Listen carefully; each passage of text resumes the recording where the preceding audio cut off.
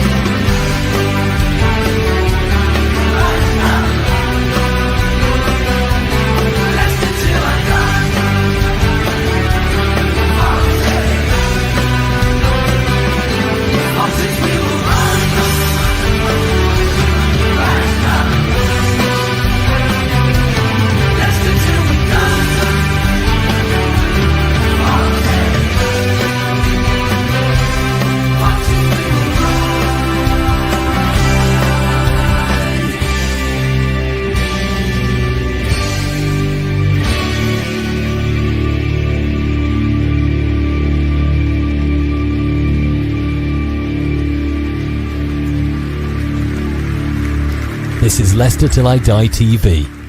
Watch and subscribe on YouTube and listen on your podcast platform. Hello, good afternoon, good evening, good morning, good night, goodbye. Hello, how are you doing? Welcome along. This is LTID TV from Leicester Till I Die. One of those greetings will mean everything to you, depending where you are in the world. And please do join in with the chat. All I would say is, because we're going to be reviewing the players, as you can see here today, all I would ask is, when you do put a score down, please put which player you are referring to, so we know.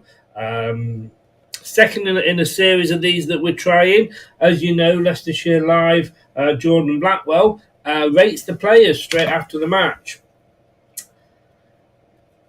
Brad doesn't always agree with him. Let's put it that way, shall we? Interestingly, Brad doesn't always agree with him. So what we do is we basically go through Jordan's ratings and see what Brad's got to say, and then I'll add mine on at the end just for a bit of fun. We're just waiting for Brad.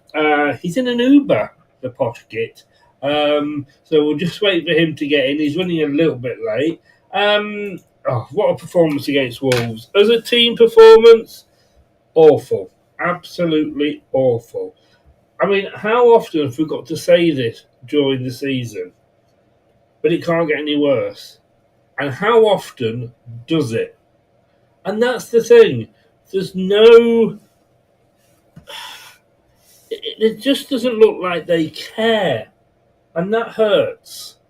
I mean, I know two people, Ant and Kate off this channel, went to Wolves. You know, the cost of petrol or train or bus to get there, the food, the tickets, these things aren't cheap. And then the players put in that sort of performance. Now, people say, and it's been said many times, that when players step over the white line, there's not an awful lot a manager can do about it. Well, the buck still stops with him because he sets the players out. It's his decision who's on that pitch. And they also say, you talk to any ex-player, and I believe this, we all have bad days at the office, but none of us actually go out meaning to have a bad day. So when we do, it's kind of, there's usually extenuating circumstances. But I don't think there are any more with this team. I'm not saying that, well, maybe I am saying they're going out to be bad and play awfully. What do you think? I mean, I did a show last night, and please check it out, Fox's Forum. Is relegation a blessing in disguise for Leicester? It's actually, if you search under LTID TV on YouTube, and just search for it's the third playlist down, I think, and it basically says, I think going into the second tier is actually going to be good. If it gets rid of some of these donkeys that we've got playing for this team at the moment, I just don't. I'm not going to say it can't get any worse, because unfortunately, we're playing Southampton at the weekend, and it can.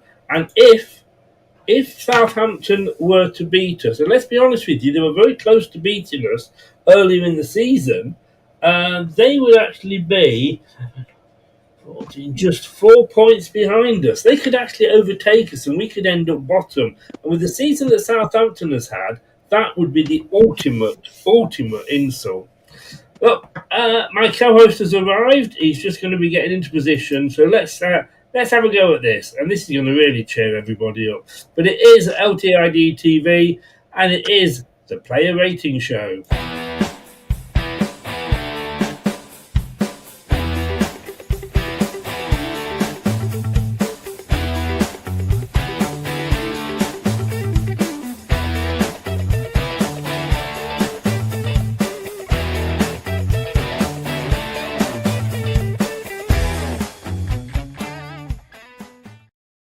Brothers. Howdy, Chris. Howdy. That was a lovely intro whilst you wait for my delayed arrival. No, that is fine. Things happen. Do not worry about it. Do not worry about it at all. I keep saying things can't get any worse this season. The performances can't get any worse. I'm fed up with saying it because they keep doing so. Yeah, they really do, Chris, and it's more worrying now than it was when relegation was not confirmed, but it was almost, well, it was pretty much done and dusted, wasn't it? You know what I mean? It's more worrying to see it now because, like you said, Chris, we're playing Southampton at the weekend, and I'm fucking dreading it. I'll be honest. Excuse my French, but I'm dreading it because they look like a team under their new manager or caretaker boss or whatever he is. They look like a team that's actually decided to go, yes, we are playing without the pressure on, and we look like a team that's terrified that we've got to play football. You know, you said it, Chris. It looks like, Southampton could end the season after 30-odd games of being embarrassed and being called Derby County 2.0. They could still become a side that finished 19th and Leicester finished bottom. It's always the teams that finish bottom. I mean, all right, the bottom three get relegated, but you just want to avoid finishing bottom, don't you? Yeah, you do, Chris. And, as much as a disaster as this season's been, you'd have felt Leicester, given their designated relegation, would then have played the likes of Wolves and what's coming up for the last remaining 4 games of our season with a lot more freedom and kind of gone, sod it. If we're going to lose, we're going to lose 4-3 sort of attitude, not defend. We don't care that it's 2-0, 3-0. We're just going to defend, which is what we did against Wolves. And despite a lesser scoreline, the same we did against Liverpool in reality. Yeah. I mean, we keep saying, don't we? Oh, we look at the end of the season, and if we'd been sort of 16th, 17th, 18th, these might have been the games that saved our season. I mean, that would have been a joke, wouldn't it? It's never going to save anybody. No, it's not, Chris. And I think when we did our mid-season review of the players, which is going to be absolutely scathing when we do part 2. Yeah. So if you guys are subscribed and watched that original show or want to check it out after this, make sure you've got the notification turns on for part 2 because that's going to be fun to do, to say the least, isn't it? But we said in that point, Chris, and I think it was both of us that ended up saying, Leicester season won't be defined come April, May. It'll be defined when they play, when they have that second run in of fixtures against the Man Cities, the Liverpools, where they are on the table. We needed to get ahead of Wolves way back then. And that's when we was in a complete free-for-all. I mean, we now know next season that we are in the Championship, second tier of English football again. Welcome home. Yeah. I did this show last night with Aunt Kate and Craig. The Foxes Forum show. Could relegation be good for Leicester City? And look, I'm going to use this as an example, but it will apply in my mind to a lot of the players. Wilfred Ndidi got a £9 million get out clause, in his contract. Yeah. I don't know who would offer £9 million for him at the moment, but he's got that in his contract. Now, I hope, for a perverse reason, that we actually get a management plan put on us. Because that would mean that hopefully people will be running the club that know what they're talking about. Because you can imagine that with Leicester City, somebody will come in and offer £8.75 million for Wilfred Ndidi, and the club will go, no. You've got to look at some of these players and say, Wout Faes there, for example, we will ask for, we will offer you one, brilliant, we'll take it, let's get rid of him, let's get some players in that want to play, let's bring some youth through. Yeah, I think this is a last opportunity for the board to get some form of redemption, because for me, Chris, if you said we're going to lose 15 of the 25-man squad we had last season, and that ranges from your love child Vestergaard to my love child Samare and anywhere in between, if you said you're going to get 150 million for them, I'm taking it. I don't understand. Yes, I know the release clause means, well, if you don't meet it, you don't have to sell them for it. No. But with the way, first of all, £9 million is a steal in this day and age with transfer fees. Yeah. But also, someone might say to you, well, we don't want to pay £9 million up front, but we'll pay you £4 million now, and then if he gives 50 games to us, we'll give you. And I'm just using Football Manager as an easy example to what I deal with when I play that. They might say, well, we'll give you £6 million, which in turn would give you £10 million, which is £1 million more than his release clause. And again, some players, Chris, what this club needs to do is just forget how much they paid for players. Yes. If we get 10 million for Daka, take it. Yes. If we get 4 million for Vestergaard, take it. If we get a Fredo bar offered for Connor Cody, take it. In fact, refuse the Fredo bar, just give him away. Yeah. That might give a hint as to my rant that I said I might go on with you earlier. But yeah, it's just the club have to use a bit of sense. I'm just switching to my laptop, Chris. So do you want to take me out and chuck this one out so I can swap over? Will do, mate. Will do. Right, let me remove Brad.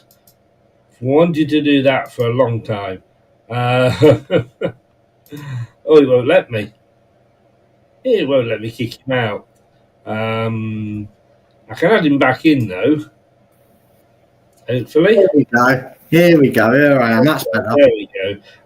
For some reason, it won't let me kick the other one out, mate. I don't know why. Anyway, it's just sat there. But yeah, I think the other thing as well that we said last night was, who's going to take some of these players on the wages that they're on? And that's the thing. With Wilfred Ndidi, I don't remember how much he's on off the top of my head, but let's say he's on 70 grand a week, which I'm sure he's on about that. And somebody says, well, we fancy him, but I don't think he's worth that much. Look, what we'll do is, you're asking 9, we'll give you 5, and that way we can offer him more on a weekly wage.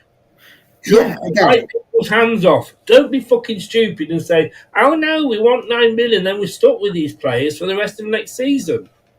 Yeah, because then all you're doing is you're giving yourself 7 or 8 Yuri Tillemans. And what I mean by that is they've got this year left on the contract, and they just won't renew because they don't want to play. And then Sean Dyche or I don't know, whoever will come in and go, you're not my choice. Again, the onus is almost on the agent to push a move through as well. So his agent might say to Wilf, look, we've had, and I'm just going to use Everton as an example. Everton want you. They really want you. But you're on 110 grand a week at Leicester. So what they can only offer you 85 grand because that's their wage structure at FFP. What I can do is I can get Everton to pay Leicester the £9 million release fee. You take 85, and then if you make 100 appearances for Everton, you'll get 1.2 million in loyalty bonus. So, that's on the agent to kind of go, okay, because FFP works both ways. The agent, obviously, the agents will understand that clubs are restricted to what they can spend and what they can afford. But you'd imagine, with the greatest respect to some of the other players that we probably want to see go, Wilfred Ndidi is going to be your first choice, especially because he's only 9 million. I feel like a lot of clubs would go, oh, and okay, let's take a newly promoted side, Burnley, for example. Your adopted son. I'll give him a shout out on this mention, Dan the Burnley man. Let's say Burnley go, oh, we're low on numbers in the midfield. I tell you what we could use in the midfield, someone with Premier League and European experience on top of that. Wilfred Ndidi for 9 million. It's going to cost us 100 grand in a week, but paying 20 million to sign someone who wants 80 grand a week. You know what I mean? Yeah. It's finding the balance, and that's how agents do such a good job for their players and their assets or whatever. The players they've got contracts and what they'll do. They'll turn around and say, they might turn around to an Everton or a Burnley and go, I know you're saying it's a steep wage, but you're going to have to spend twice as much to get someone in for 10 grand less. And is it really worth it? Yeah. I'm going to say hi to Manny. How you doing? Nobody's daft enough to take the old timers. Well, we were. Indeed, you'll get multiple offers at 9 million. Possibly will. But look, when they know the state that the club is in, they might be a bit cheeky. I just don't think this club has got to accept. And this is, in a way, why I hope the EFL do string us. I mean, watch yesterday's show, the Foxes Forum, because I do go through all like the transfer embargoes, the management plans, the point deductions. But if we get management plan forced upon us, then great. As I say, we might actually have people that know how to run the football club advising us on what to do. 3-0 it was, Brad. Before getting into the individuals, I've got to say, when this team was announced, and I saw Dakota Reed out there, yeah, that was pretty much my attitude as well. How much bullshit? How much Dutch bullshit? This is obviously why they do so very well with their tulips in Holland, because they put so much bullshit on them that they grow so well. See what I did there? I have never known a manager talk as much bullshit as this guy. And I was thinking the other day, if they say, if they come out and say, no, Ruud van Nistelrooy is going to be here the other day, everybody says, well, look, we should get behind him. I don't think I can, because I wouldn't trust this guy to pop a balloon. He is fucking wanking useless. He has got, we had 6 games after we got relegated to think, right now, as he says, we've got to look forward to next season. We've got to look at bringing the youth through. So what does he do? He picks a player in Buenete who isn't going to be here next season. He picks a second player in Vardy who's not going to be here next season. I can kind of understand with Vardy because he just needs the 2 goals. But how fucking shit was he to miss a penalty? And then he's got youngsters on the bench like Casey McAteer, and he picks Dakota Reed. Please, if somebody sees him walking around Leicester and you're in your car, run him over. Yeah, the biggest thing is, though, Chris, right? That's just, first of all, I'm going to pick on a player that I would have preferred to see over any of the centre-back pairings we had for this game. First of all, what the hell has Okoli done wrong to not have warranted a place? Because you finally give him a start, you finally give him 90 minutes. He was probably up there for a potential man of the match performance. I know the defence conceded 2 goals, but no fault of their own, and definitely not directed at him because he never gave away any of the penalties. But also scored his first goal for the club, and you drop it for your bum boys, Faze and Cody. And also, that I'd have actually been a little bit pissed off, Chris, in a way, Oh, I'd have enjoyed Only a it. little bit, just a little bit. Only a little bit. I'd have actually been a little bit pissed off though, Chris.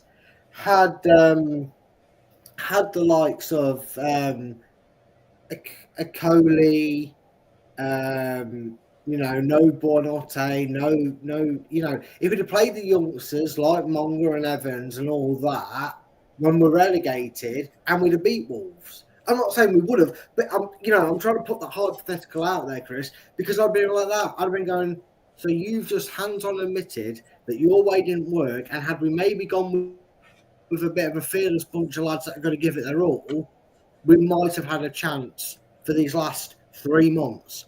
You take the piss, Rude. If the club stick by him, I want the owners out. Record it, clip it, there you go. 20 minutes and 40 odd seconds it was. If they stick by Rude next season, I want the owners gone. Because I'd rather pay Rude off, be told we're not allowed to bring in anybody, and give it to Andy King for 46 games. Yeah, I know exactly where you're coming from.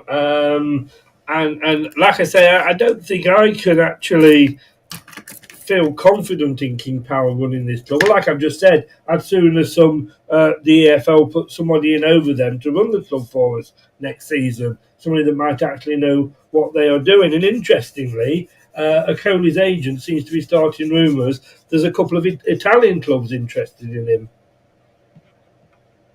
Well, yeah, and again... I mean, if you were a Coley, why would you stay?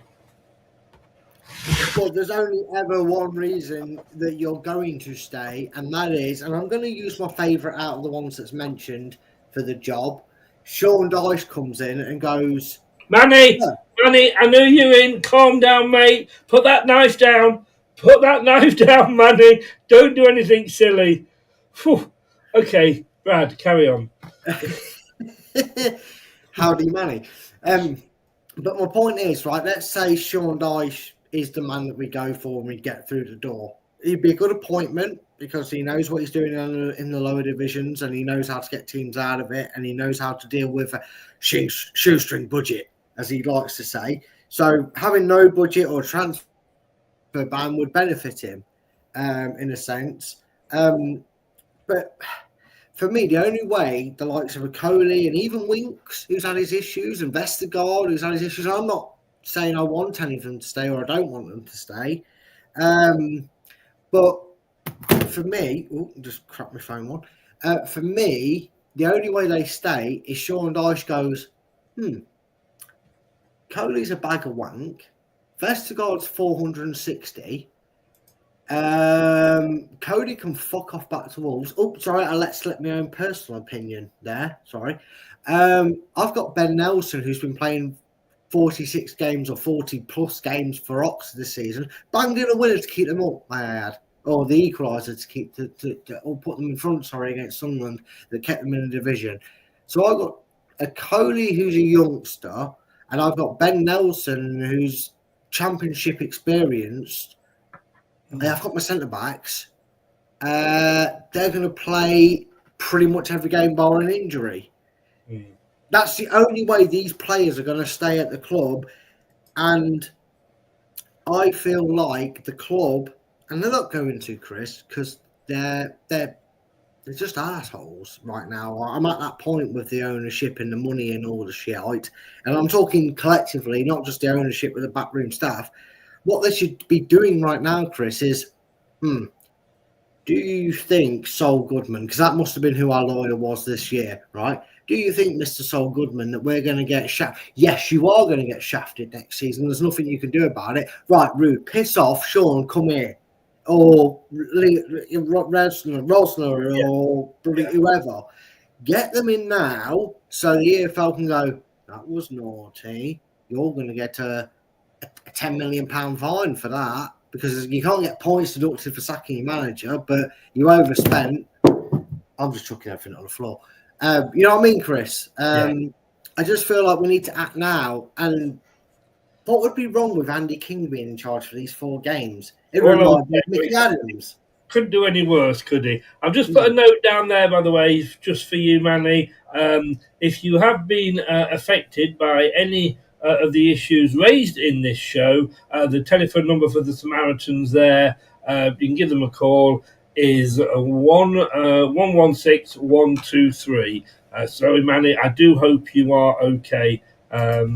Please wink twice to let me know you're okay, Manny. Wink twice.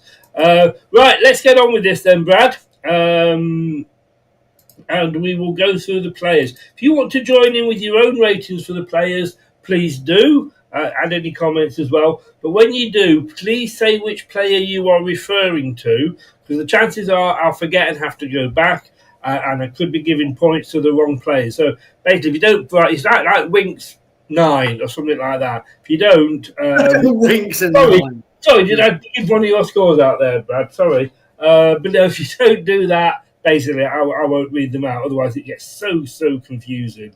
And as Manny's has named a couple there, no merry-go-round names, be brave. We were brave with Enzo. Why can't we be brave again? Right, let's start this team performance. Alan Bennett, who goes to the matches, home and away. He picks gives our team performance and chooses our man of the match. And I've never known him be as low as his scores have been this season. And I think this is the second time in the 4 or 5 years he's been doing this for me. And he gave them a 0, Brad. That's too generous. I give him a -5. Worst performance of the season. Really? Yeah, because they actually had the first choice goalkeeper and then they still conceded 3. They were more dreadful than they were with Danny Ward in goal. At least Danny Ward gave us an excuse. Okay, wow. All right. So on the performance, you seriously, I mean, I've gone 0, but you are going -5, are you? Yep. I'm being horrible tonight, mate. Okay. Villain News are chatting John Terry. John Terry's rising up the rankings on the betting, I'll tell you. Man of the match. Look, we did this post-match, didn't we? We all went for kind of different players. Alan went for Munger, even though he was on the pitch, 15 minutes. He said he did more than probably the rest of the team put together. Would you agree, or who's your man of the match? I mean, I'd agree with the statement, and he gave more effort than anybody on the pitch, apart from one player who's going to be key to us next season, because he can play right back, right wing, left wing. Is Casey McAteer. That was my man of the match, but I can fully understand why the hell he thought, Monga. It's going to be crap seeing him in a Man City shirt next season, sitting on the bench. Yes, Really. I actually can't remember who I went for man of the match. I didn't write it down. Can you remember who I went for? I feel like I'm going to say who Tom went for and not you, but didn't you go for someone like Madsen? No, Tom went for McAteer. You went for Madsen. And went for El Canoes. No, you went El Canoes. You just remembered. You did. Right, okay. And the match donkey. Now, I usually pick this, and again, forgive me because I'm trying to remember who I went for. But this is something new because, to be honest with you, picking man of the match was getting pretty hard. So I thought we'll throw a match donkey in there. And I know we agreed, didn't we? We actually agreed on this. Yes. Renette. Yeah. Don't see that he's been a headless chicken for weeks. I can't believe I'm going to say this, Chris. It's going to make me throw up. But I actually see why Rude hasn't been picking him. And when you're dead, down in the dumps or throwing the last roll of the dice, why would you put a loanee on with the greatest respect? No loanee in the world is going to be able to subconsciously give 100%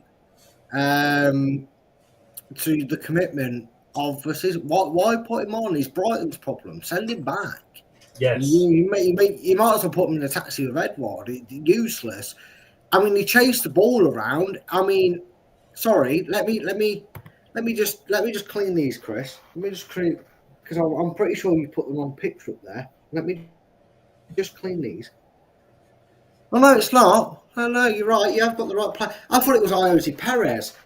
Because they're both running around like headless chickens and did feckle and make us feel like we're playing with 10 men. But it is definitely for Kondo Born. I'll tell you, fair play, Chris. At least you got the right. It's interesting, though. Can't believe you brought Owozi Perez up again. But it's interesting that he was one of our best players under Cooper, and he's awful under Ruud van Nistelrooy. And the managers can make a difference to the players, can't they? They certainly can. And again, we flash back 2 seasons ago, Chris. We all wanted Vestergaard gone. You know, we were fuming. Why are we keeping Vestergaard, who was part of the team who we dismantled 9-0 and was part of the relegation back 4? Why are we keeping him? One of our best and most consistent players in the championship. That was Enzo. Enzo loved him. Rue fell out with him this season and went with 2. Yeah. But will a new manager, whoever it is, take a liking to these players? Again, that's going back to what I said about Akoli and other players potentially staying. Yes. Well, only depending on who we get in. Right. Well, let's get into the team then. I have a feeling we might have a few agreements with Jordan this week because I have never known, and all times. Normally, we used to do this as part of the review show. We now do it as a separate show, so we can just sort of go into it in a bit more detail. But I've never known, and so I've been doing it. Jordan's mark's been consistently as low throughout the team. So there's not a dodgy 7 in there.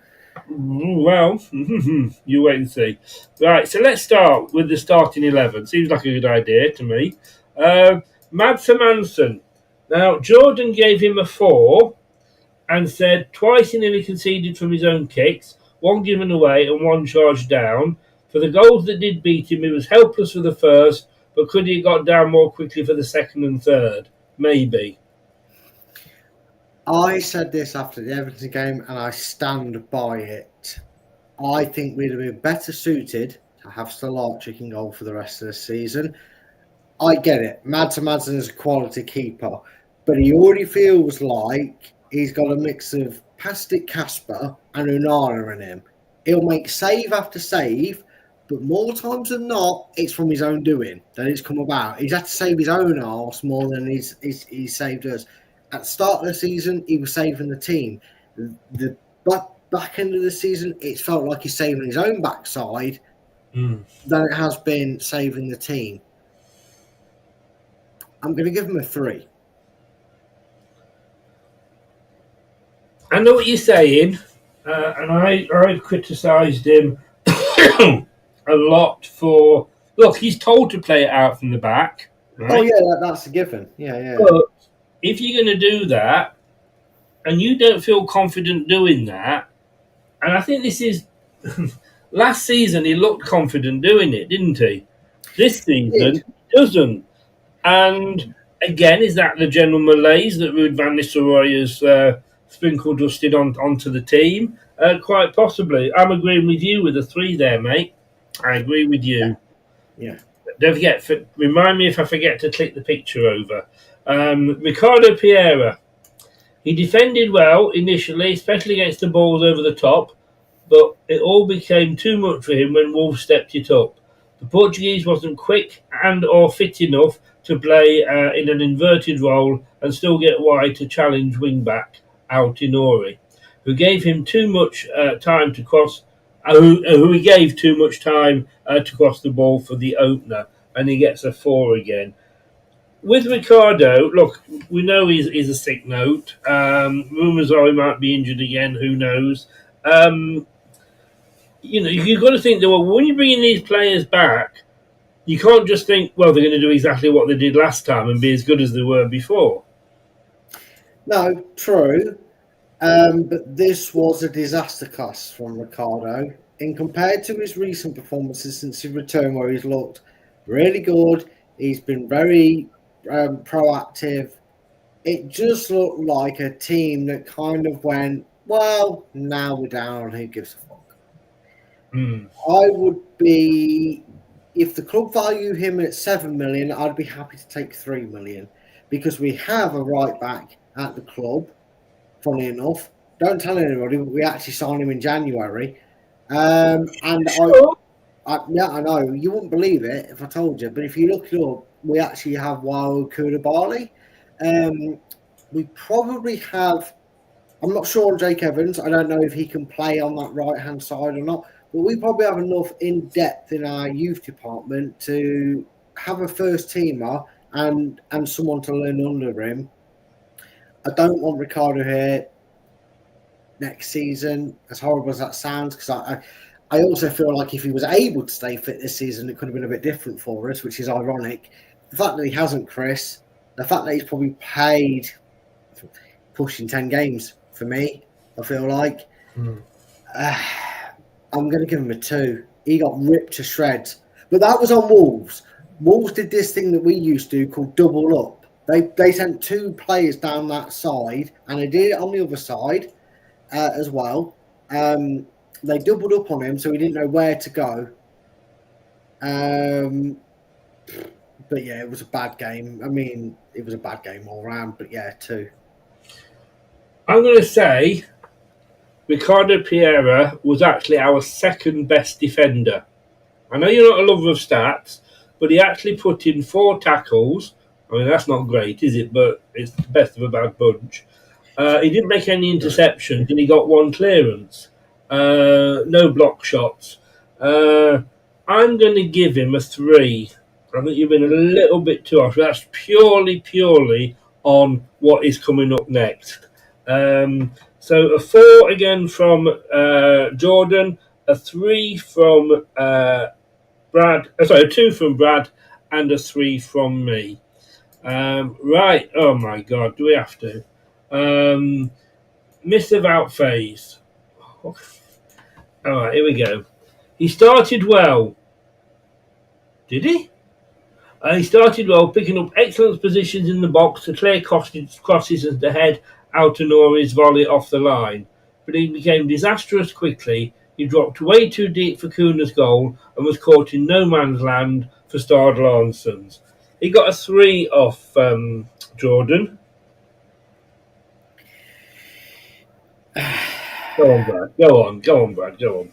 This man, look, I want him to be successful. I do. I know how stupid it sounds, but I really do want him to be good. The problem is that's like knowing your son or daughter's no good at football, but you keep taking them every week, hoping eventually they'll be good at what they do, and they're just not.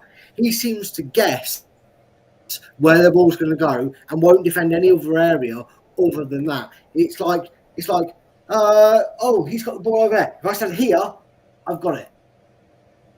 No? Yeah. Well, not my job. And that's the most infuriating thing.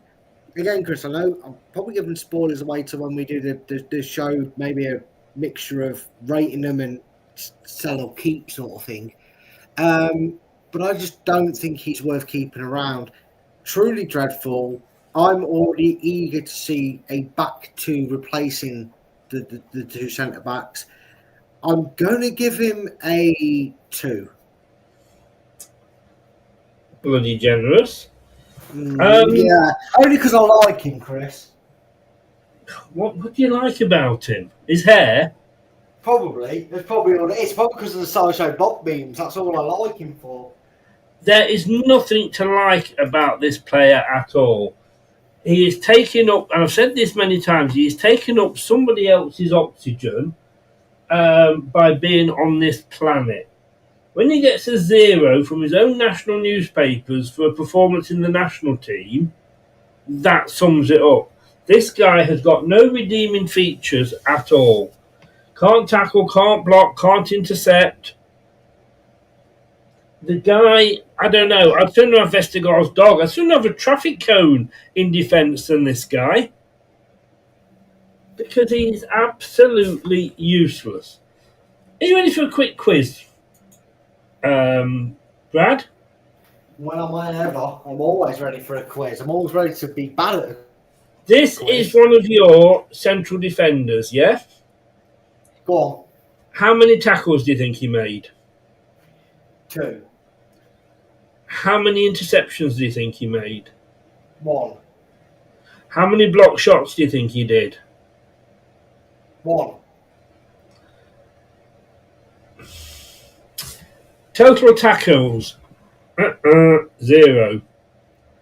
Interceptions, 0. Block shots, 2.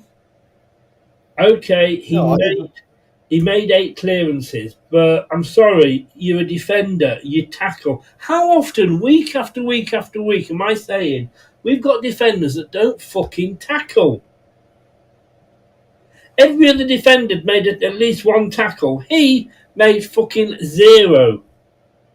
Honestly, if you're going to go and drop Ruud van Nistelrooy on the M69 to play, please drop Wout Faes with him. I cannot stand this guy. He is absolutely... Dick Turpin wore a mask. This guy is robbing a living off this club. He's Batman. I am going to give him, and this is how pissed off I am with him now, I'm going to give him a -10. I mean, first. I've just got nothing good to say about the guy. Nothing good whatsoever. I've never gone that high. I've gone -5 before. Hello, Mr. Magpie. I've got a magpie right outside my window here. You've got to give it a salute, but it's not suitable for camera. No, I don't know. The guy just does my head in. Connor Cody. Go on, Brad. It's your turn now. I've had my rant. You can have your rant. Let me tell you what Jordan said about Connor Cody. He made 1 strong block early on and was fine when City was sat in a deep defence. But when having to defend on the run, he struggled and did not keep tabs on Strand Larson for the second goal. 4. You remember when you asked me about this show, Chris, and we organised it, and I said there might be a rant incoming? I don't know if I'm jumping on the minority here or the majority of fans with this opinion of you. Connor Cody, fuck off. Connor Cody, fuck off. And if you see this Leicester, make sure the player knows Connor Cody, fuck off. I'm all for having sentiment for an old club. No issues with that. Nothing against the post that you made, right? But you just played in the worst Leicester City performing defence since the dawning of time, right? I don't know any facts below probably 88, 86, to be honest with you, because I'm only 34. But I guarantee you there's not been a worse defence that if you went quality performance would be that far apart. Captain my arsehole. You couldn't captain a wank orgy, mate.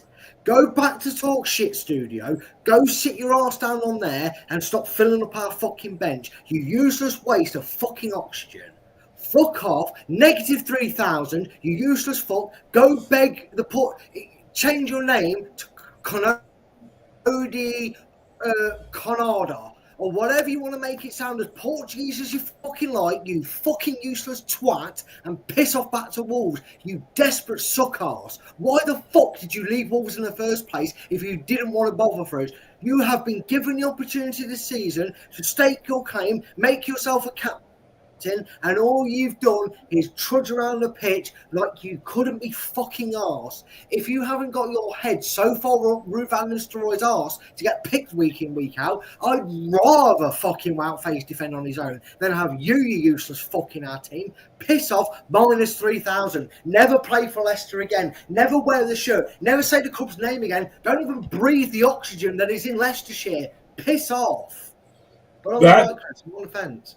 Brad, you say get off the fence and tell us what you really think. Just fuck off, Connor Cody. Please. Can we sell them as a package, do you think, about Faes and Connor Cody together? Mate, I didn't like Damari Gray because he was a whiny little child. I'd rather him than Connor Cody. Hell, I'd rather ask Steve. I'd rather go back as far as physically possible to someone who's still on this earth, who could be 83 years of old, that once played for Leicester, and ask them to defend the rest of the season than this useless prick. Junior Lewis? In my arm. What? Junior Lewis? Go for it. Frank Sinclair. I'd rather him score on goal because at least he headed them with passion. This cunt wouldn't know passion if it was given to him in fruit form. Useless twat. Honest to God, mate. Honest to God. I've never... You know what? I'd rather fucking Martin Keown be at our back line than that, because at least that twat had the honesty to say, I regret going to Leicester and I'm sorry that I wasted their money. That's what Martin Keown at least had the balls to say. This guy will probably, Chris, and you can edit this out if you want to, he'll probably be doing this to the Portuguese Wolves manager. Fucking knobhead. Get out. Piss off. Next player. Can I give my score? No. If it's not negative 3,000, I don't want to hear it, Chris. All right, I'll leave it. I'll leave it. Tell you what, Chris, go on. I'll mute myself and go off camera so I can't rage at you, Ray. No, I'm literally sorry. I thought I was being harsh with -10. I've given him 1 for turning up. He should have stayed at the fucking stadium. Luke Thomas. Look, when we looked at him in the past, he's actually been our best defender.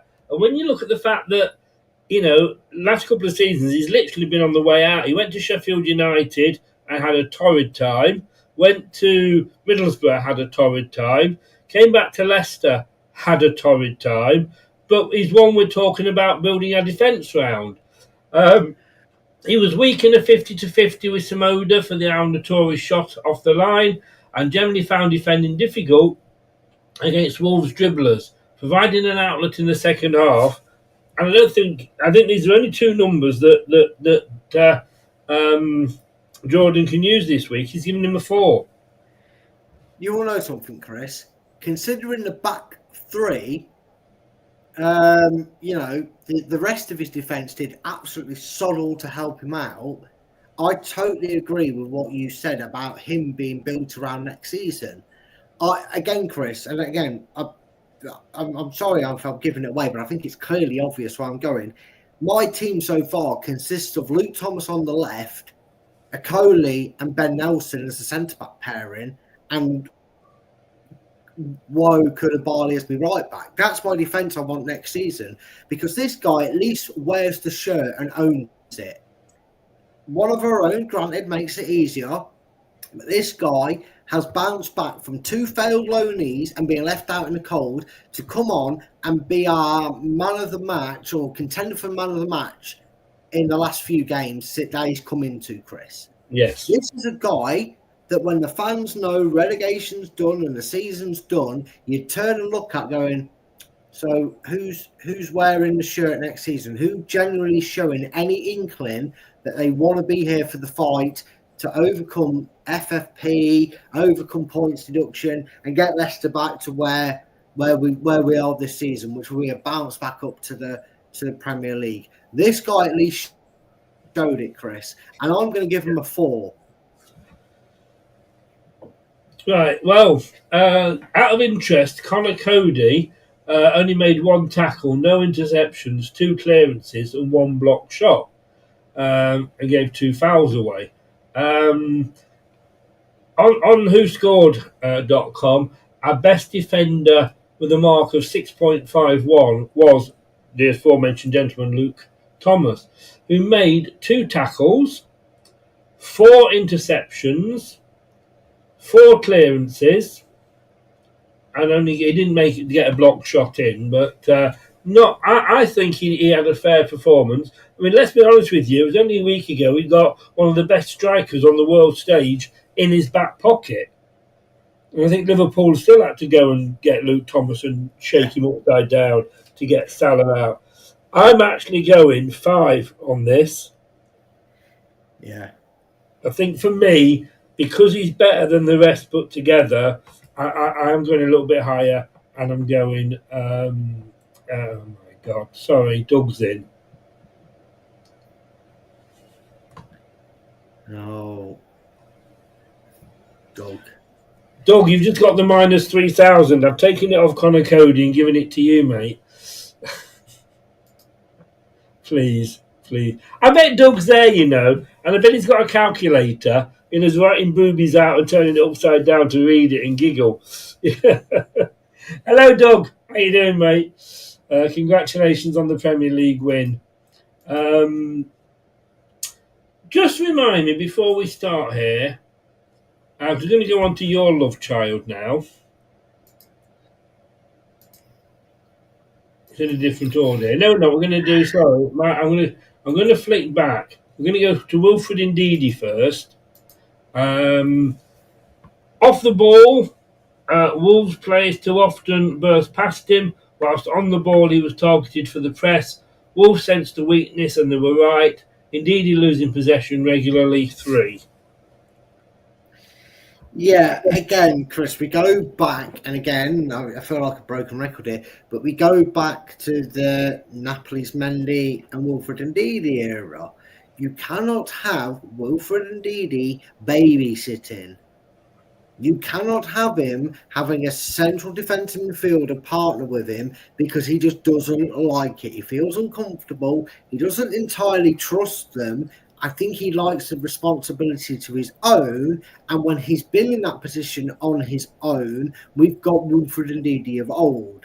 Again, 2 idiots came and managed Leicester. The joke is this season, right?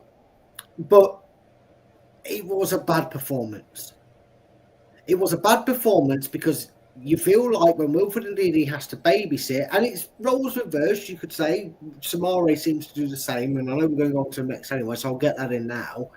It feels like he doesn't know if he should follow his side or Samare's looking a bit too far forward, so I'm going to cover both and try and cover both, which then alternatively allowed Wolves to attack predominantly one side or the other because he didn't know whether to stick or twist.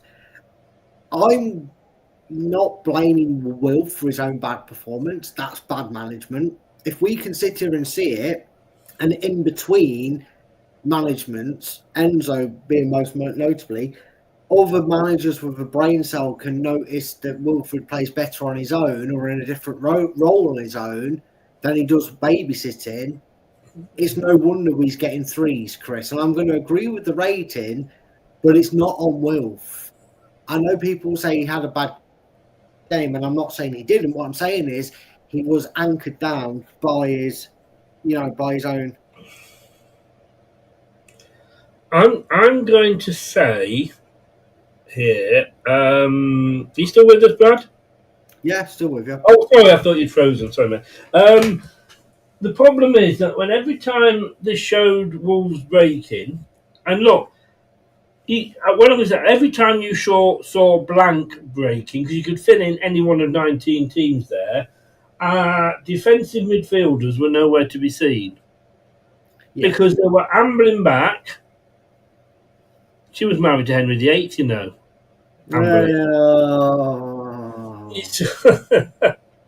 many hours ago did you write that joke in? Oh, you can thank Doug for that. I'm here all week.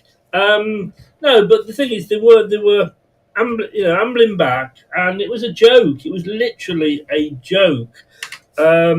He's past his sell-by date. If we can get 9 million for him, snap somebody's hand off. Yeah. I'd take 5. I give him a 2. And here we go on to my next victim, your love child, Boubakary Soumaré. Now, he got, he didn't do, oh my God. Sorry, I need a moment, Brad. Before I let these words come out of my mouth, I need a moment. This is what Jordan Blackwell has written about Boubakary Soumaré. He didn't do a lot wrong on the ball. and played some decent forward passes. But those moments were so infrequent, I didn't think they existed. He ambled around, look, she's back again, Amber Lynn. She ambled around the pitch, very rarely bursting into a sprint, as I've just said about running back. Somehow he got a 4.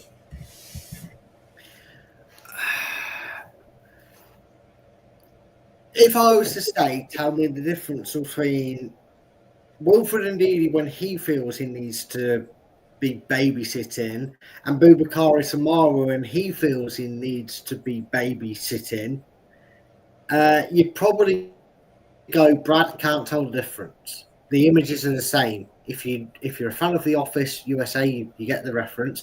But you probably go, I can't tell the difference. What's the difference, Brad? And there's only one slight difference, Chris.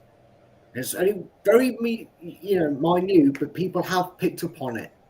And that is, Samare is less regimented than Wilfred Ndidi. Wilfred Ndidi is a little bit, yes sir, no sir, 3 bags full sir, when he's given instructions. No, I've been told not to do it. Samare will go, I've got 20 yards of space. Why don't I just run into it? Why should I pass it sideways? I'm going to run into it. And didn't do it a lot from my memory. And a lot of what you and Jordan say is correct. It was very unnoticeable when he had moments where he didn't do anything. But he at least offers us a drive. I'm going to say this now, Chris, and I know you're very on both Wilfred and Samare. If you're going to hold out a fee for one of them, I'd rather it be Samare. And I just hope our next manager looks at Samare and goes, didn't they sign you from Lille and you're supposed to be a centre mid attacking midfielder? And he'll go, yeah, that's what I'm supposed to be. Off you go then. And maybe, just maybe that will happen, because we have seen him, Chris, when he's made them running escapades, Leicester have looked exciting, almost like Leicester of old, Chris, because instead of having 2 bodies forward, they suddenly had 4 or 5 bodies forward, because he was pushing Kanoos and Vardy and Mavididi and Casey forward with him.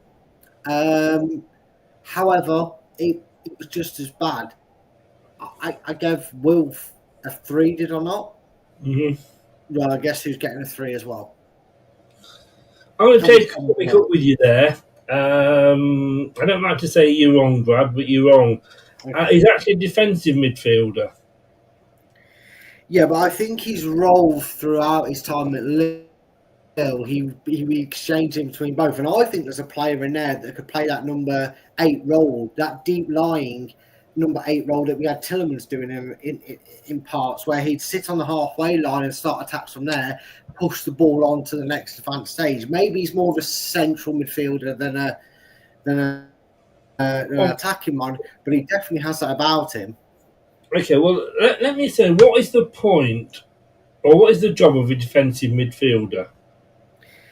To sit in between the midfield and the defence and marshal that midfield and marshal that back line to allow the gap between both to be pretty much even on a basis. So if he's on halfway, the rest of the midfield can be in their half and the centre-backs can sit a little bit deeper so we don't get caught out with balls over the top. Would you say that part of his job as a defensive midfield is to make tackles? Yes. He made 1. Yes, but I wouldn't argue that in France he probably suited being a CDM because it's a slower paced game.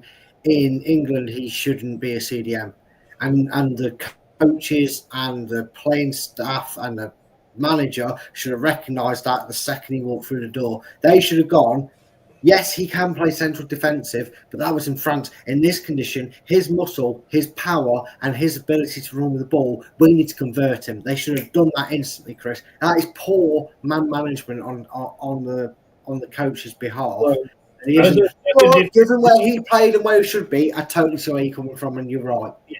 Well, as I say, he made 1 tackle. Wilf made 5. He made no interceptions, and he didn't make any clearances at all. He gets a 1 from me, I'm afraid, on that one. I'm not sitting on the fence. Right, here we go. Everybody's favourite donkey. Fuendo Buenote. He won the ball back high up the pitch for one promising attack and was terrier-like in his off-ball work, without much joy usually. On the ball, he lacked speed and options around him to be a threat. 4. What game are you watching, Jordan? I'm going to Yeah, give it. I'll be back in 1 second. You carry on, mate. I mean, to be honest with you, first of all, about as much point in being on the pitch as there is him being here. It was complete zero. Yeah, he ran around a lot. Yeah, I've seen dogs at the park running around, but they never catch the squirrel, and that's something he failed to do. No matter how much he chased it, he never got there. Like I said, I had to wipe these clean just to make sure it wasn't Jose Perez in disguise. Because a bit like Jose Perez, but he was more our player, so it was more easier to be a bit more forgiving and supportive to him. Jose Perez at least ran around and had offered us some conviction going forward. And all right, Jose Perez sometimes took the shot on when a pass was there, because he wanted to prove to Brendan that he wasn't in his natural position. There was a little bit more leeway in that sense of argument.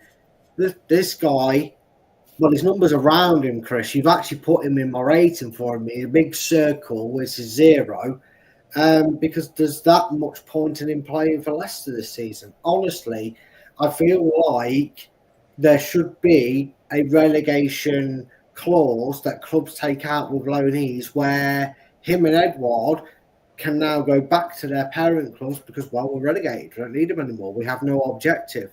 We have no means of survival. We have no more further use for them. They were here to benefit the club. They have not benefited us. So the loan should be able to be cancelled without any fees to any club. Sorry. Well, there will be fees, but at least they will be going back at the end of the season. What points are you giving him, mate? I've already said that there's a big circle of a 0 around him, and that's his rating. Sorry, mate. Sorry, 0. I'm giving him a 1. I have to say. I agree with you. Why? I picked him as my donkey. Why? Sorry. Why? If he's your donkey of the day, how is he getting a mark? Sorry, but why? Well, my donkey of the day is who I consider to be the worst player. Okay. And you can have, like, man of the match, you can have 3 that are on 9, but still only give one of them man of the match. No, I think you're bottling a 0 there, Chris. But okay. I mean, I'm not saying you're wrong, but you're wrong. Your opinion is wrong. Yeah. Excuse me, El Canoes. Let's bring El Canoes up. He says, there were so many loose passes and touches in the early stages, and he did well not to be one of those that drawn at the break, but he provided City's best moment of quality with his through ball to Vardy. 4. Wow. You know what? I wonder what Jordan's favourite number is. Yeah. I, 4-1, can't figure it out. Yeah. I mean, to be fair, again, this is a player that I can see going, but thankfully it sounds like Leicester will get some form of money for him. His agent feels he's got a reasonable release clause. Worries me a little bit because he might say, oh, well, 35 million is really reasonable. But again, 35 million for someone who's been here for 12 months isn't a bad return. It's profit, which is what the club will need to be churning in this season. Well, after the season, should I say. But I would love him to do a Riyad Mahrez, build himself up in the Championship, go and score 15 goals and 10 assists or something like that or whatever, and really want to build his career in England with Leicester for a couple of seasons more at least. And it shows how well we rate him as a player, Chris, when we said he was disappointing last week and nearly a donkey of the day if it wasn't for you remembering, Dakova Reed. Yeah. Again, had our best chance, and some of our season in one late game, we went from a whisker wide of the post to 2-0 down in 30 seconds. And it's quite ironic that LCFC decided to post up on their shorts the Burnley game where Matt Taylor missed a penalty. We went down the other end and scored within a minute because that was a carbon copy of what happened. Without the penalty, not an exact carbon copy for that reason, but we missed that glorious chance to get ourselves, was that level or 2-1 at the point? I can't remember the score. It was either one, obviously it was either 1 or 2. No, it was 1-0. We could have got level at that point, and then 30 seconds later we're 2-0 down and the game's gone. Aside from that and the ball to Vardy, that ball to Vardy to win the penalty rolled back the years of Vardy, to be honest with you. I bet he wish he could do that in real life, and so do we. But I'm going to give in, Chris. I'm going to give Jordan what he clearly wants me to give a player. And I'm going to give him a 4. Because if there was one other player... Yeah, my man of the match. And I think he's a player that, and we used to say this about Jamie Vardy, just give him one chance a game and he could win it for you. And I think El Canute can produce one moment of beautiful football and change it. I don't think I've ever given a man of the match as little as this before, but I give him 5.5. Ooh. And that's my man of the match. Look, let's bring again your other love child, because you've got a couple of them up next. Dickover Reed, who pretended to be ill so he could get taken off. He undersold a pass to get himself a telling off from Wout Faes, and while his movement was at least decent enough for him to receive the ball in decent positions, he could not beat a man, injure himself on half-time attempting to do so. Then he got a 3, which I think is bloody generous. You know what? You say it's generous, but you know what? Fair play. Because he realises he's a bag of wank. He plays like a bag of wank. And then only could Bobby Dickover Reed get injured trying to actually take the ball past somebody. You know what, Bobby? What a performance, mate. The performance of the season, because you saved the embarrassment of having to be dragged off at half-time. You went, I've pulled my hamstring. Honest, boss. I can't play. Please sub me off. Yeah, credit to you, Bobby. I'll give you a 3 and all. Well done, mate. Best performance of the season by you arse clown. Well, I can't believe you're giving him a 3. I simply can. I don't believe it.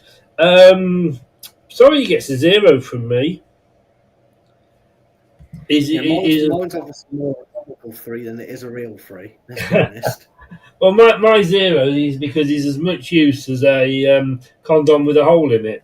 And finally, for 70 minutes, he was basically anonymous, barely touching the ball. When he did, he was offside, or his passing was poor. Good God, I agree with this. But he made a great run to deceptively win the penalty in classic Vardy fashion, only to strike his spot kick really poorly. Let's hope the rest of his games in blue aren't this miserable. 3. Generous. Thought it was dreadful. That was that one moment, Chris, where he rolled back the years. Jamie Vardy, title-winning Vardy, knocking the ball past the keeper who's committed to the dive to try and get something on the ball, connected with the arm, gone over. I feel like the ref must have felt like, please, because this is painful to watch you bow out the Premier League like this. I'm going to give you a penalty, just smash it home. I feel like the ref gave it like that.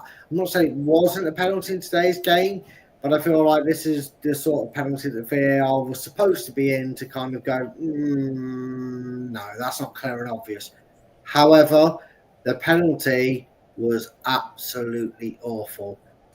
I feel like if Sarr decided to dive now, he'd still save it. It was awful.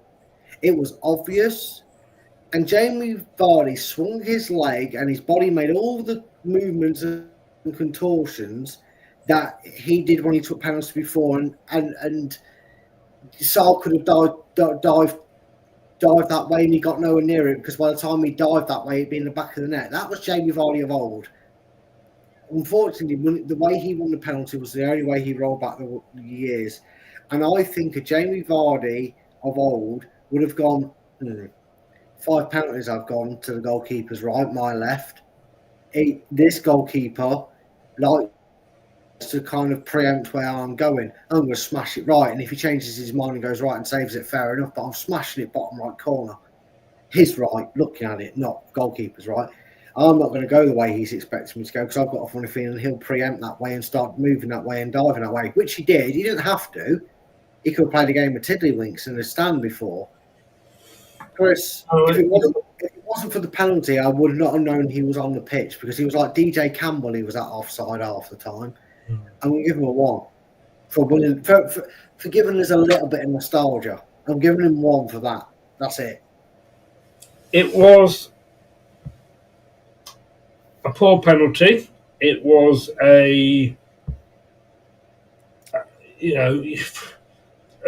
a goalkeeper, and you used to be a goalkeeper. If you dive, it was in the perfect position for the goalkeeper to make a save, the perfect height for the goalkeeper to make a save, and the perfect strength for the goalkeeper to make a save. He got all 3 things wrong there. I am only giving him a 1 because... No, in fact, I'm not. I'm not going to give him 1. I gave Samari 1, Cody 1, and Brunette 1. I am giving Jamie Vardy a 0. Ooh, but he wasn't your donkey of the day. Work that out, folks. Down in the comments below. Figure that out. He's not his donkey of the day, but he gives him a lower rating than his donkey of the day. Yes, but in fairness, my donkey of the day I had to do straight after the match. This is no excuses. Bottle job, Chris. Bottle job, Chris. Bottle job, Chris. Could have given 1.5 to make him feel better, but no. All right, I'm going to give Brunette a 0 then. Does that make you happy? Yeah, it does, Chris. Hold on. I need to shut you up. Right. Let's go on to the substitutes. I did say at least something good's going to happen here. Let's hope Brunetti gets taken off. He did. And then they brought Jordan Ayew on. Look, Jordan Ayew is a player you bring on for the last 5 minutes. He'll get you a free kick. He'll hold play up. I'm sorry. His build-up play was good, apparently, and he did provide an option out wide on the left. There was one good cross that indeed he messed up. And bar one bad pass, his offloads were okay too. Actually, believe it or not, he gets the highest score from Jordan with a 5. You know what, Chris? I'm going to... spoiler alert, he's not getting a 5. That's being saved for one particular player. But what I will say, Chris, is it's... Jordan Ayew has suffered from the same thing that Iheanacho, Daka, and a few others down the line have suffered from. And that's body writers. And I'm not saying I would swap Jamie Vardy at any other point in his career than this season, because I wouldn't. I'd have kept Jamie Vardy in the Championship, kept him right up until that point, you know. But for me, we signed Jordan Ayew to play as a striker, did we not, Chris? Mm-hmm. Is it his fault he's been brought on as a left winger and a right winger? Because he can play across all three, in fairness. No, he can, but he's also 31 and probably shouldn't be when we've got options like Mavididi on the bench. And I know Mavididi blew hot and cold, but it's his first year in the Premier League, and I'm not excusing it, but if you're going to get it drilled into him to not let one bad performance or a couple of bad performances bother you and you trust him, you play him every week. And if he's not every week, you play him until you kind of go... He was injured, remember, though. Yeah, he did. And granted, that... But what I'm saying is, Chris, the Vardy itis that he suffered from, It's like every striker or potential striker before him, he was never going to play where his preferred position is and really benefit us because of Vardy. Now, the problem is, Chris, Vardy said, that's me, done 13 years, unlucky for me, unlucky for Leicester, because I'm done, I'm moving club. You know, wherever he goes, all the best to him. I hope he has a successful end to his career. And I don't know if you want to read too much into one of his goodbye messages, but who knows, maybe down the line he'll be our Wayne Rooney.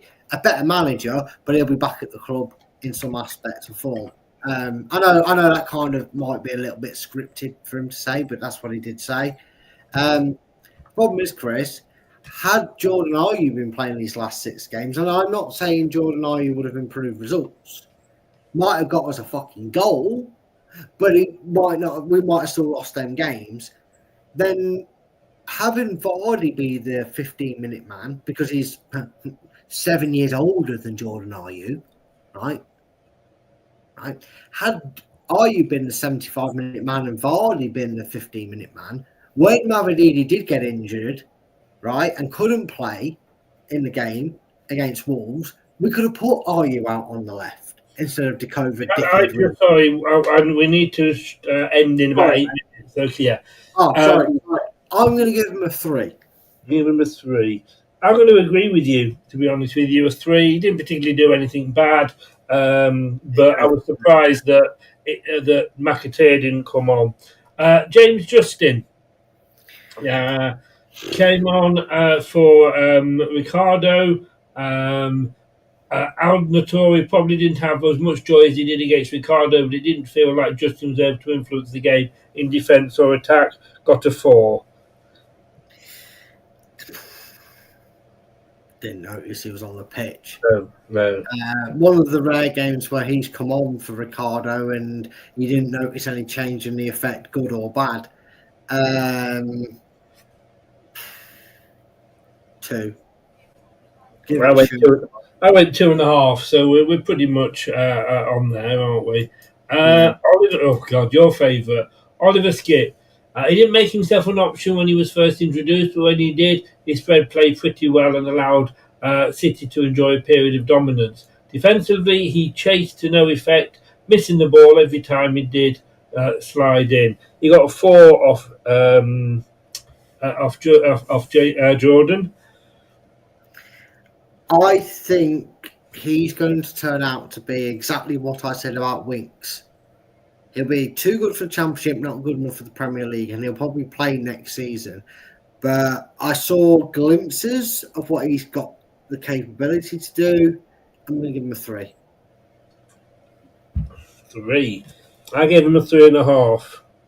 Because, like you say, I think he could be better in the Championship, like you said.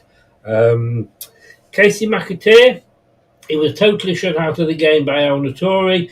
Didn't have any influence on the match, but he still got a 3. Well, Jordan's smoking crack because he was our man of the match. He came on, put effort in, got himself in people's faces, showed a bit of bottle, which he's carried on from the Brighton game, which was good to see.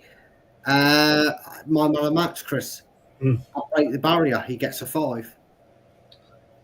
Oh, you didn't quite beat my 5.5. No, I can't go that high. That's too generous. No. I agree with you. I gave him a 5 as well. And finally, Jeremy Monga. Now, this was chosen by Alan, who was at the match, as his ironically, across. You haven't put the graphics up. I didn't even notice till now. But skip. Yes. Well, that's Casey McAteer there. He got a 3 off Jordan, a 5 off me and Brad. Thank you. Jeremy Monga. And hey, that's one of the longest I've got into the show without forgetting to skip forward. Jeremy Monga is not unusual to be loved by anyone. For a 15-year-old, but he looked too young for this one and wasn't quick enough on the ball. One good piece of footwork should have won him a free kick late on, though. Got a 4. Look, Monga's good, but I don't get this loving. I mean, did he do enough for man of the match? Sorry, Alan, I don't think he did on this occasion. But look, I went for it because you picked it and you were there. I don't know. he's not really on long enough for me to form an opinion about him. You definitely saw that with a good coaching, and you smooth off the rough edges, and there's a lot of them. He's 15 for crying out loud. There is a talented youngster there. The fact is he got his head down and wasn't afraid to run at them tells you that, first of all. And it's sad to say, Chris, that we're not going to have the pleasure of seeing that week in, week out as a Leicester fan. Yeah. Unless he overrules his agent and says it's not about money, I want to make my name here, he's going to be a Manchester City player, you'd assume, by the start of the season. And what's even more sickening, Chris, is he's going to go for the price of a flipping Freddo. He should have got a free kick, played well, showed heart, showed determination, wasn't letting it fuss him. I'm going to give him a 3.5. 3.5. He's getting a 2.5 for me. I'm not saying that he's not good. I'm not saying that he's not an excellent prospect. I'm just saying I want to see him on the pitch more to be able to form more of an opinion. If only we were relegated and he could afford to play him for 90 minutes. Well, maybe a new manager will. Talking to the manager, look, I'm going to come straight out with this. He gets a 0 from me. I'm sorry. -10, more useless than Peter Taylor. Get out of our club. Okay. Don't hold back. That's it, Chris. You are going with my... Oh, sorry, you're being serious there. -10. Yeah, I'm being serious. Get out of our club. Worse than Peter Taylor. Yeah. At least Peter Taylor had Junior Lewis, eh? Yeah, and we all knew his passport said Brazil. Yeah, well, we did. Mate, thank you so very, very much for coming on. A bit of an early one. Hope your day ends better than it sounds like you've had already. I will see you tomorrow for the Prediction League. Oh, yay. Oh, yeah, I actually had a really good week, didn't I? Someone didn't, compared.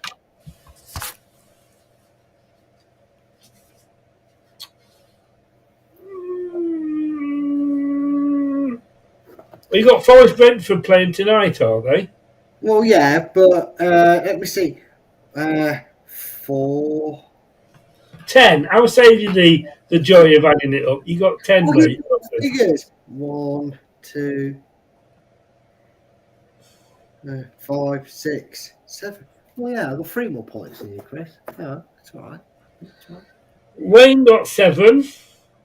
7. 7, yeah. As indeed did I. Doug, who stood in for you on the show, also got 9.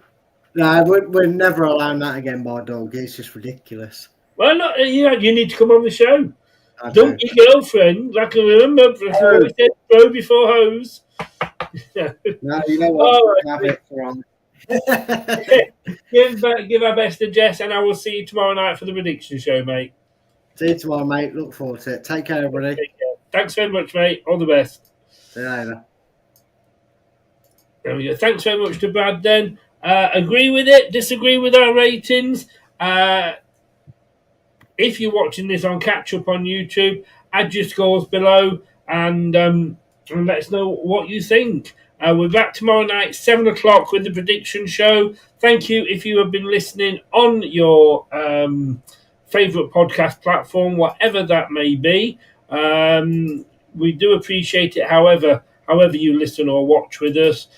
Please also do like the video, share it, subscribe to the channel. It all helps. Not sure what's happening on Friday yet. I'm not doing previews for the shows, for the games, because there's absolutely no point whatsoever. Thanks very much. Take care, guys, and I will see you on the other side. Good night.